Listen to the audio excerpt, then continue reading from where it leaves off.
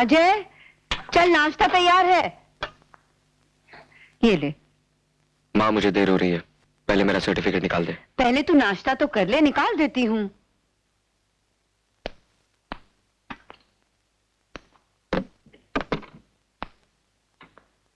क्या हुआ, मिला? नहीं मिला, उसे ही ढूंढ रही हूँ। बुढ़ापे में याददाश्त कमजोर हो जाती है, पता नहीं कहाँ रख दिया मैंने। कहाँ था ये? जो चीज ट्रंक में रखी है उसे तू अलमारी में ढूंढ रही है? अरे हाँ, मैं तो भूल ही गई थी।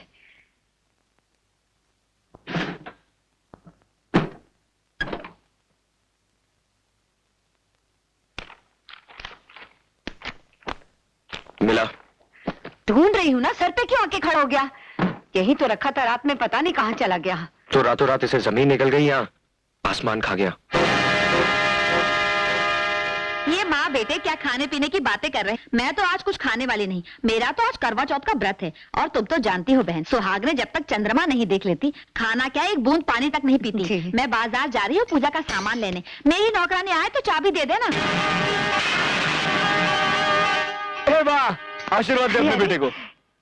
क्या बात है, आज बहुत खुश नजर आ रहा है। खुशी की तो बात है माँ, तेरे इस होनहार बेटे के साथ तेरा ये नटखट बेटा भी पास हो गया। चल फटाफट फटाफट मुंह मीठा कर ले। नहीं बेटे, रहने दे, मैं बाद में खा लूंगी। ये मिठाई तो तुझे खानी पड़ेगी बस। मेरा तो आज करवा चौथ का व्रत है। और तुम तो जानती हो बहन, सुहाग ने जब तक चंद्रमा नहीं देख लेती, खाना क्या एक बूंद पानी तक नहीं पीती।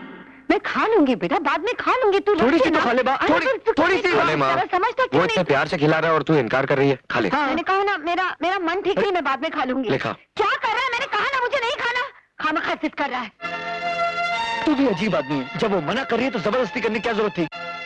चल अब मूड मत खराब कर, चल बाहर चल के सेलिब्रेट करते हैं, चल।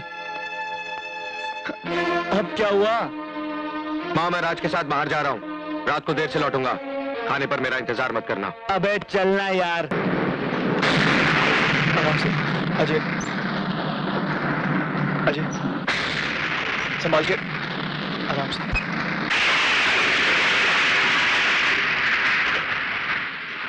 अच्छा, तो पी के आया है? वो माँ पासों ने खुशी में पार्टी दी थी, दोस्तों ने जबरदस्ती पिला दी इसे, थोड़ी सी चढ़ गई है। माँ मगर प्लीज इसे डांटना मत, गलती तो मेरी थी, खामखा मैं से ले गया वहां। गलती तेरी नहीं है बेटे, खोट तो मेरी परवरिश में रह गई, वरना मैं तो इसी भरम में जी रही थी कि जिंदगी के किसी भी मोड़ पर इसके कदम नहीं टगमगाएंगे। अजय, अगर आंधियां मुझसे टकराई होती ना तो मैं नहीं टकमगाता, लेकिन क्या करूं, चोट दिल पर लगी थी और दर्द का सैलाब रगों में उमड़ रहा था। कोई सहारा तो चाहिए था ना मुझे। तो नशे का ये बांध उसे कब तक रोक पाएगा? उगल दे उस सैलाब को जो तेरे होठों तक आकर लौट जाता है। रहने दे माँ, वरना शब्दों की तलवार रिश्तों की वो डोर काट देगी जिससे हम दोनों बंधे हैं। ये क्या बकवास कर रहा है? होश में आ जाए, जानता है तो किससे बात कर रहा है? उस औरत से राज, जिसे देवी कहते हुए कभी मेरी जुबान नहीं लड़खड़ाई, जिसकी ममता का आंचल 25 साल जिंदगी के हर मौसम में मेरी हिफाजत करता रहा। लेकिन आज वही आंचल इस बेटे के सर से हटकर किसी गैर मर्द को छुपाने के लिए पर्दा बन गया।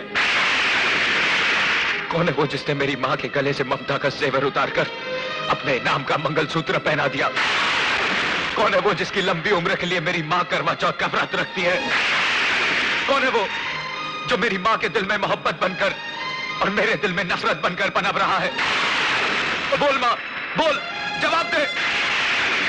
अगर तुझे एक औरत के चरित्र और मां की मर्यादा का खून ही करना था तो फिर ये सफेद साड़ी पहनकर विधवा होने का नाटक किस लिए? बोल, कौन है वो जो तेरी कोख को डस रहा है? किसके पाप की निशानी हूं मैं? इतनी बड़ी बात कहने की कैसे की तूने? तू बीच में मत आ। आज इतनी घिनौनी बात कही है। तेरी तो कैसी बातें कर रहा है? क्या कर रही है तू? होश में नहीं है तू, तो होश में आ। मुझे तो शर्म आती है अपनी कोख पर, जिसने तुझ जैसे बेटे को जन्म दिया। लोग झोपड़े में रहते हैं ना, उससे भी बुरा नहीं कहते। अरे तू तो 9 महीने इस कोख में रहा है रे, तो फिर इसे गाली देने की हिम्मत कैसे की तूने? अपनी माँ के सीने पे शब्दों की बर्छियां चलाते वक्त क्या क्या एक बार भी तुझे ख्याल नहीं आया कि इसी छाती का दूध पी के बड़ा हुआ है तू? तू क्या सिखाएगा मुझे औरत का चरित्र और माँ का कर्तव्य? अरे मैंने तो एक वचन के लिए अपनी सारी जिंदगी वनवास की तरह काट दी। तू जानना चाहता है ना कि मैं ये मंगलसूत्र किसके नाम का पहनती हूँ, किसकी लंबी उम्र के लिए करवा चौथ का व्रत रखती हूँ? तो सुन, वो कोई और नहीं, वो तेरे पिता हैं।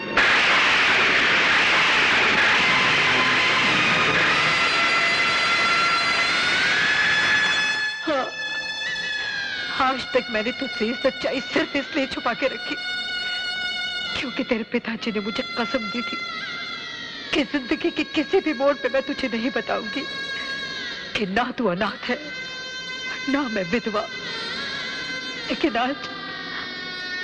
आज तेरे इल्जामों के बारूद से कसम की वो दीवार टूट गई। तेरे पिता एक डॉक्टर थे।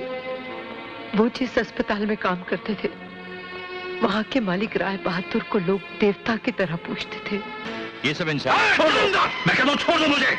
गौर से देखिए राय साहब, ये वो कमीना सफेद पोश कसाई है जो पेशे की आड़ में लाशों का कारोबार कर रहा है। आपके अस्पताल को इसने मौत का अड्डा बना रखा है। ये कमीना इस अस्पताल में क्या क्या कर रहा है ये नहीं डॉक्टर जानते। रवि, जो कुछ तुम डॉक्टर सिन्हा के बारे में कहना चाहते वो मैं बहुत पहले से जानता हूँ, और मैं ये भी जानता हूँ कि ये सिर्फ एक मोहरा है। इस सिस्टम का रिमोट कंट्रोल किसी और के हाथ में है।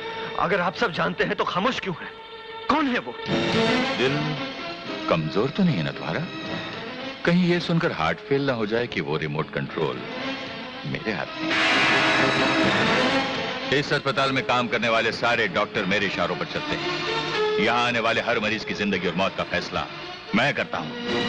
इस छोटी सी कायनात का खुदा हूं मैं, खुदा। तो वो दान पुण्य, वो गरीबों से हमदर्दी, वो सब दिखावा है, नाटक है। और नहीं तो क्या। तुम क्या समझते हो मैंने ये अस्पताल भिखारियों और लावारिसों के लिए खोल रखे हैं? जिस तरह कसाई के लिए एक पका उसकी रोटी रोजी कमाने का साधन है, उसी तरह इंसानी जिस्म मेरे लिए दौलत कमाने का साधन है।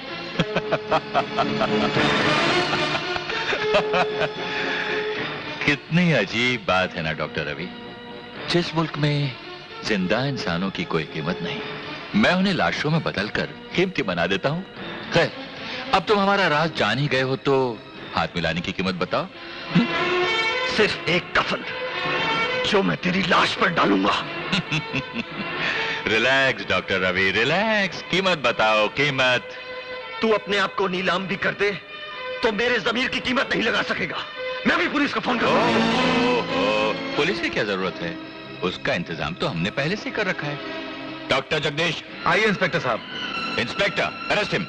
इंस्पेक्टर साहब, गुनेगार मैं नहीं हूँ, ये कमीने हैं जो बेकसूर मरीजों की जिंदगियों से खेल रहे हैं। अपने अस्पताल को कत्ल खाना बना रखा है इन लोगों ने। गिरफ्तारी नहीं कीजिए इन्हें। Oh, you shut up and come with me. ये सब तुम्हारी मिली भगत है। मैं तुम्हारे गोरख धंधे का पर्दाफाश करके रहूंगा। मैं अदालत में चीख चीख कर कहूंगा कि मुजरिम तुम हो, तुम हो, तुम हो। Order order order. Doctor Sinha, आप अपना बयान जारी रखिए।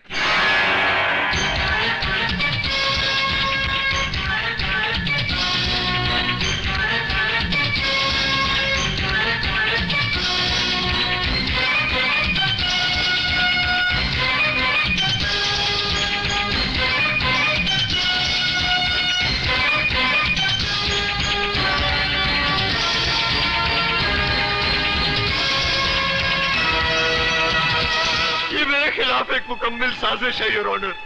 ये सारे सबूत, ये सारे गवाह राय बहादुर के खरीदे हुए मोहरे हैं। मैं सच कहता हूँ जज साहब, मैं निर्दोष हूँ। मैंने कोई पाप, मैंने कोई गुनाह नहीं किया जज साहब। मैंने कोई पाप, मैंने कोई गुनाह नहीं किया जज साहब। तमाम गवाहों और सबूतों की रोशनी में ये अदालत इस नतीजे पर पहुंची है कि डॉक्टर रवि ने रुपयों की खातिर एक मासूम बच्चे की जान ली और अपने पेशे को बदनाम किया। लिहाजा ये अदालत डॉक्टर रवि को डॉक्टरी के पेशे से खारिज करते हुए उम्र कैद बामुशक्कत की सजा सुनाती है।